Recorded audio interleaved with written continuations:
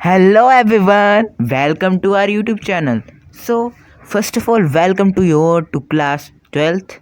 So आज हम पढ़ने वाले हैं क्लास 12th का marketing chapter number 1 product. So product, अब आपने क्लास 11th में भी हमने 4 पीस पढ़े थे, है ना. Product, price, place, promotion. अब इसमें फर्स्ट 4 चैप्टर इसी मार्केटिंग मिक्स के ऊपर बेस्ड है. मतलब कि जैसे कि प्रोडक्ट, प्राइस, प्लेस, प्रमोशन था, ऐसे ही चैप्टर नंबर 1 प्रोडक्ट है, 2 प्राइस था, 3 प्लेस, और प्लेस को हम फिजिकल डिस्ट्रीब्यूशन भी बोलते हैं. फिर उसके बाद है प्रमोशन. सो टोटल 5 चैप्टर है आपके.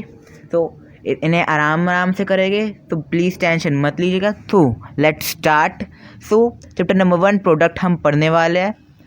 सबसे पहले हम क्या पढ़ेंगे, प्रोडक्ट की डेफिनेशन कि प्रोडक्ट होता क्या है.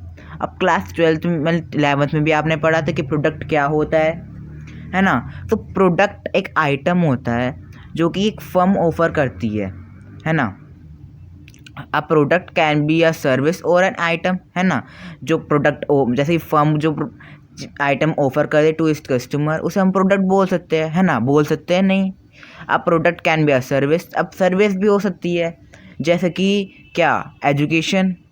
अब टीचर आपको पढ़ा रहा है तो वो एक तरह की सर्विस हो गई. अब आप इस फ़ोन में ये वीडियो देख रहे हैं, सर्विस हो गई, है ना. इंटरनेट सर्विस आपको मिल रही है, एक तरह की सर्विस हो गई. बैंकिंग सर्विस हो गई, है ना. अब आपने, अगर आपको पता हो तो हमने क्लास 11th में बिजनेस सर्विस नाम से चैप्टर भी पढ़ा था, है ना.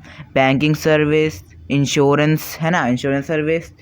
इट कैन बी फिजिकल और इन वर्चुअल और साइबर फॉर्म. मतलब कि वर्चुअल मतलब कि इंटेंजिबल, है ना, सर्विसेज बोल सकते हैं. फिजिकल फॉर्म मतलब कि गुड्स बोल सकते हैं.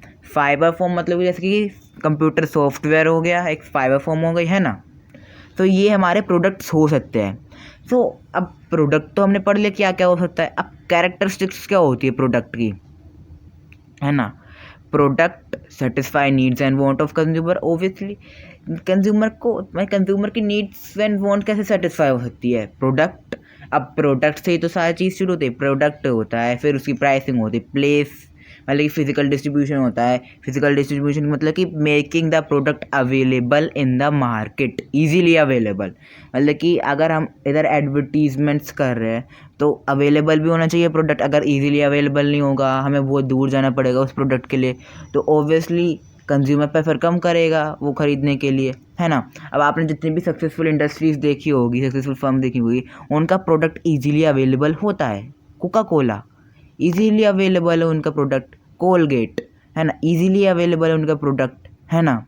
It is a set of intangible, tangible, intangible and additional features capable. मतलब कि अब एक प्रोडक्ट है, set of intangible. Intangible product tangible भी हो सकता है और इंटेंजिबल भी हो सकता है. आपने कई सारे एडिशनल फीचर्स भी देखो कई सारे प्रोडक्ट्स में. जैसे कि हम बोलते हैं ना, कोलगेट में सोल्ट आ रहा था, बीच में एड्स आते थे कोलगेट के, तो एडिशनल फीचर हो गया उसका, है ना. उसका एडिशनल फीचर क्या हो गया, नमक, है ना. अब जो प्रोडक्ट है वो टेंजिबल इंटेंजिबल बहुत हो सकता है, और साथ में उसमें एडिशनल फीचर्स भी होते हैं. एडिशनल फीचर फर्म क्यों डालती है, इसलिए डालती है क्योंकि डिफरेंस करना है. जो भी कॉम्पिटिटर है उनके प्रोडक्ट से डिफरेंस करने के लिए एडिशनल फीचर्स डाल देती है ना.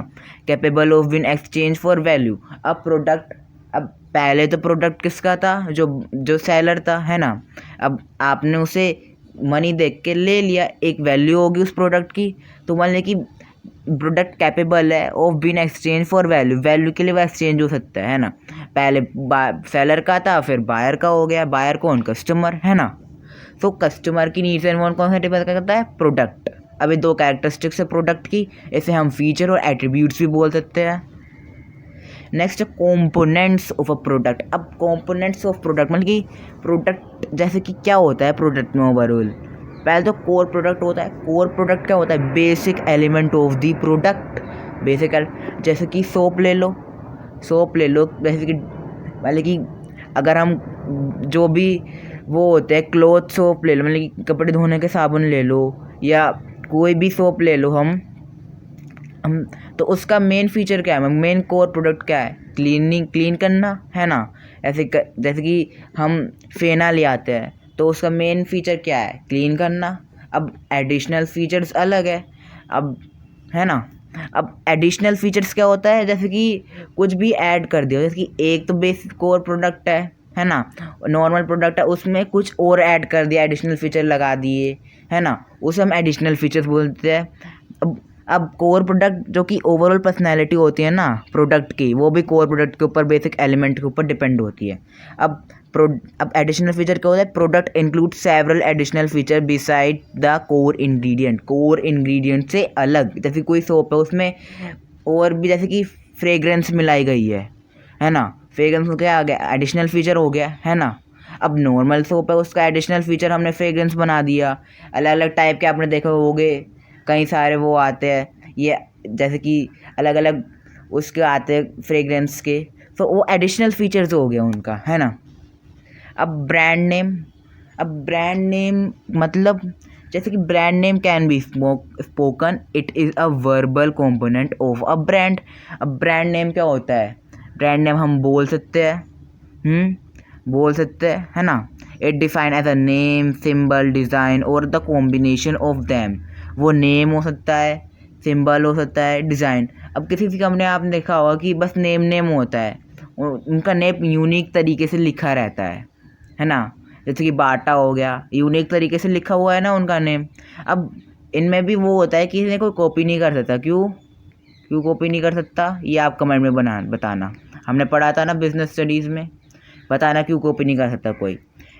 अब सिंबल, डिज़ाइन, अब कई बार सिंबल और डिज़ाइन, नेम के साथ सिंबल डिज़ाइन सब होते हैं। डिज़ाइन तरीके से हमने नेम लिख दिया, उसके साथ वो सिंबल बना दिया। अब या तो सिंबल या तो डिज़ाइन, अब कॉम्बिनेशन ऑफ देम होता है, सिंबल भी डाल दिया, नेम भी डाल दिया, नेम लिखने में थोड़ी डिज़ाइनिंग कर दी, तो क्या हो गया, ब्रांड नेम हो गया ना। अब लोगो क्या होता है, it is a brand mark. अब कुछ चीज़ों का आपने देखा बस ब्रांड मार्क होता है ना, ब्रांड मार्क होता है।